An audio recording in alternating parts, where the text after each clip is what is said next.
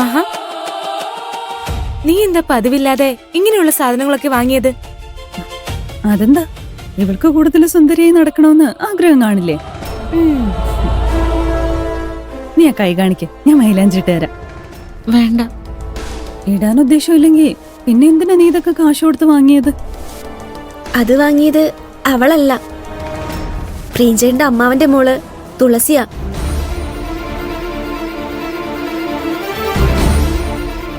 അമ്മാവന്റെ മോളെന്ന് പറയുമ്പോ പ്രിയഞ്ചേട്ടന്റെ മുറപ്പെണ്ണ്. അവളെന്തിനാ ഇതെല്ലാം പാറുവിന് വാങ്ങിക്കൊടുക്കുന്നത്? തുളസിയുടെയും പ്രിയന്റെയും കല്യാണം നടക്കുകയാണെങ്കിൽ ഇതെല്ലാം ഉപയോഗിച്ച് അവളെ ഒരുക്കണോന്നായിരിക്കും തുളസി പറയാൻ ഉദ്ദേശിച്ചത്. എന്തൊക്കെയാ ഐഷി പറയുന്നേ? അവൾക്ക് അങ്ങനെ ഒരു ദുരുദ്ദേശവും ഇല്ല. നമ്മള് സ്ത്രീകള് തന്നെ സ്ത്രീകളെ തെറ്റിദ്ധരിക്കരുത്. അവൾക്ക് ദുരുദ്ദേശമൊന്നും ഇല്ലെന്ന് നിനക്കെങ്ങനെ ഉറപ്പിച്ച് പറയാൻ പറ്റാ? നിനക്കിതൊക്കെ ഇഷ്ടമെന്ന് പ്രിയൻ അവളോട് പറഞ്ഞിരുന്നോ? അവള് കമ്പനിയിലേക്ക് വന്നപ്പോ പ്രിയഞ്ചേട്ടൻ അവളോട് സംസാരിക്കാൻ പോലും നിൽക്കാതെ വേഗം പോയി.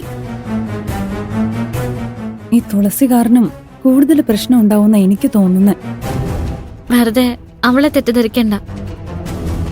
അവള് കമ്പനിയിൽ വെച്ച് ബാക്കിയുള്ളവരോട് സംസാരിക്കുന്നത് ഞാൻ ദൂരെ ഒന്നും കാണുന്നുണ്ടായിരുന്നു. അവളൊരു പാവമാണെന്നാ എനിക്ക് തോന്നിയത്. നീ എന്തൊക്കെ പറഞ്ഞാലും ശരി, പ്രിയന്റെയും നിന്റെ ഇടയില് അവള് നുഴഞ്ഞു കയറുമെന്ന് തന്നെ എനിക്ക് തോന്നുന്നത്.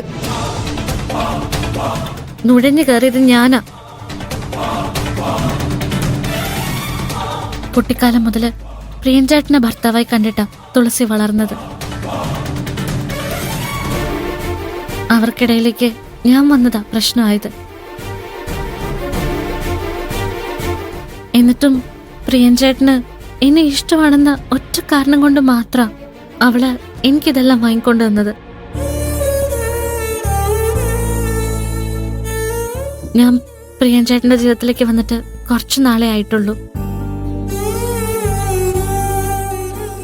എനിക്ക് സംഭവിച്ച അതിക്രമം കാരണം എനിക്ക് പ്രിയഞ്ചേട്ടനെ എന്നേക്കുമായിട്ട് നഷ്ടപ്പെടും. അതൊരു യാഥാർത്ഥ്യമാണ്. അതിനെക്കുറിച്ച് ആലോചിക്കുമ്പോ നിങ്ങൾക്ക് പോലും വിഷമം തോന്നില്ലേ? അപ്പോ കുട്ടിക്കാലം മുതൽ മനസ്സിൽ കൊണ്ടു നടന്ന ഇഷ്ടം കൈവിട്ടു പോകുമ്പോ തുളസി എന്തുമാത്രം വിഷമിച്ചു കാണും. ഇവളെന്താ തുളസി സപ്പോർട്ട് ചെയ്ത് സംസാരിക്കുന്നേ? തുളസി പ്രിയനെ ഇഷ്ടപ്പെട്ട് കാണും, പക്ഷേ പ്രിയൻ ഒരിക്കലും അവളെ ഇഷ്ടപ്പെട്ടിട്ടില്ലല്ലോ. രണ്ടുപേരും പരസ്പരം സ്നേഹിച്ചാൽ മാത്രമേ അത് പ്രണയാവൂ. അവർ ഒരുമിക്കാത്തതിൽ നിനക്ക് കുറ്റബോധം തോന്നേണ്ട ഒരു കാര്യമില്ല.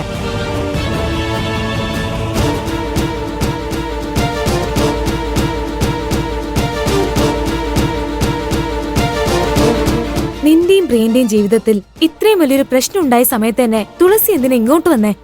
അതാണ് ഞങ്ങളുടെ ചോദ്യം. അവൾ എന്തൊക്കെയോ തീരുമാനിച്ചുറപ്പിച്ചിട്ടാ വന്നിരിക്കുന്നത്.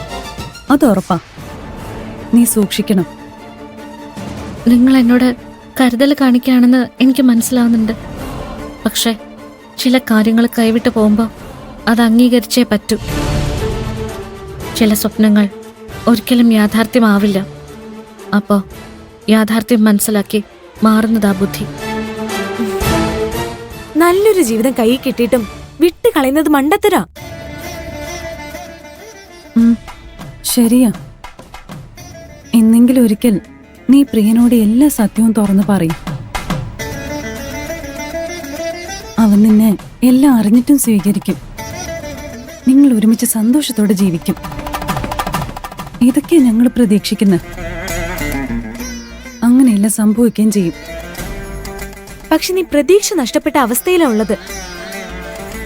നിന്നെ നിന്റെ വഴിക്ക് വിട്ട പ്രിയനുമായുള്ള ബന്ധം നീ തന്നെ തകർക്കും. അതുകൊണ്ട് നിന്നെ നിന്റെ വഴിക്ക് വിടുന്നത് ഞങ്ങൾ നിർത്തി. നമുക്ക് നാളെ തന്നെ ആ തുളസിയെ കണ്ട് ഇവർക്കിടയിൽ വരില്ലെന്ന് പറയണം. എന്നോട് പറയാതെ നിങ്ങൾ ആരും തുളസിയെ കാണുകയോ സംസാരിക്കുകയോ ചെയ്യരുത്.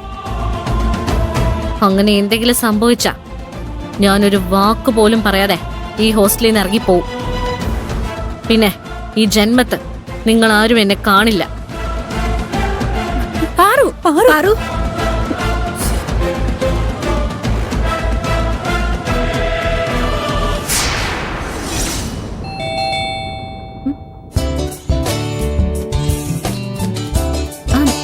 നീ ഇവിടെ ഇരുന്ന് പഠിച്ചോ. പ്രിയൻചേട്ടനായിരിക്കും, ഞാൻ പോയി തന്നോളാം.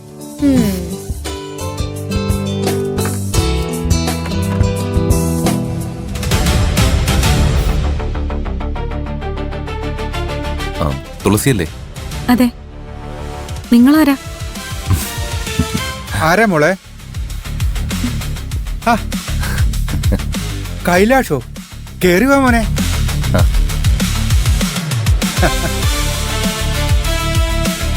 ഓ, അപ്പൊ ഇയാളാണ് എന്റെയും പ്രിയൻചേട്ടന്റെയും കല്യാണ നിശ്ചയം മുടക്കിയത്. എന്തൊക്കെയുണ്ട് മോനെ വിശേഷം? കൈലാഷോ, ഇരിക്കും മോനെ. ആ, വാ.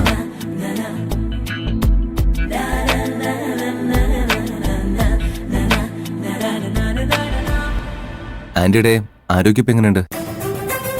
ശരീരത്തിന് കുഴപ്പമൊന്നുമില്ല മോനെ, മനസ്സിനാണ് അസ്വസ്ഥത ഉള്ളത്.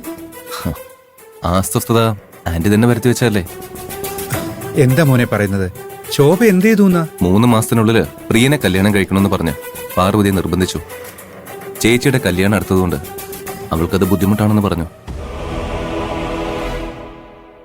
പിന്നീട് അവളെ നിർബന്ധിച്ചപ്പോ പാർവതി പ്രഷറിൽ അറിയാതെ തനിക്ക് പകരം മറ്റാരെങ്കിലുമായി പ്രിയന്റെ കല്യാണം നടത്തിക്കൊള്ളാനായിട്ട് പറഞ്ഞുപോയി. അഹങ്കാരി. ആ, സുമേ, നീ വെറുതെ കാര്യം അറിയാതെ അഭിപ്രായം പറയാൻ നിൽക്കരുത്. നീ എന്താ ശോഭ ഇതിനെക്കുറിച്ച് ഞങ്ങളോടൊന്നും പറയാത്തത്? വെറുതെ അല്ല പ്രിയന്റെ മുഖത്ത് വാട്ടം ഉണ്ടായിരുന്നത്. നീ എന്തിനാ ശോഭ ഇത്രയും പെട്ടെന്ന് കല്യാണം നടത്തണമെന്ന് നിർബന്ധം പിടിക്കുന്നത്? പ്രിയന്റെ ജാതകം ഞാൻ നോക്കിച്ചു ഏട്ടാ. 3 മാസത്തിനുള്ളിൽ അവന്റെ കല്യാണം നടന്നില്ലെങ്കിൽ പിന്നെ അവന് കല്യാണയോഗം ഇല്ലെന്നാ ജോത്സ്യർ പറഞ്ഞത്. ഓ, അപ്പൊ അതാണ് വിഷയം. ആന്റി, ദയവ് ചെയ്ത് തിരക്ക് കൂട്ടരുത്. പാർവതിയും പ്രിയനും എന്തായാലും കല്യാണം കഴിക്കും. അതിന് പ്രിയൻചേട്ടൻ മാത്രം തയ്യാറായിട്ട് കാര്യമില്ലല്ലോ, അവളും കൂടി തയ്യാറാവണ്ടേ? പാർവതിയും പ്രിയനും തമ്മിൽ ചെറിയ അഭിപ്രായ വ്യത്യാസം ഉണ്ടായിട്ടുണ്ട്. പക്ഷേ അതൊക്കെ ഉടനെ മാറും ആന്റി. കാരണം പാർവതി പ്രിയന് വേണ്ടി ജനിച്ചവള് അല്ല, അവന് വേണ്ടി ജനിച്ചതേ എന്റെ മോള് തുളസിയാ.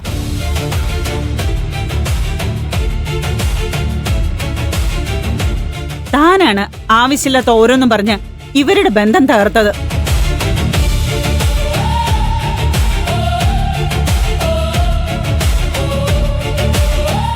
അമ്മേ, പ്ലീസ് അങ്ങനൊന്നും പറയല്ലേ.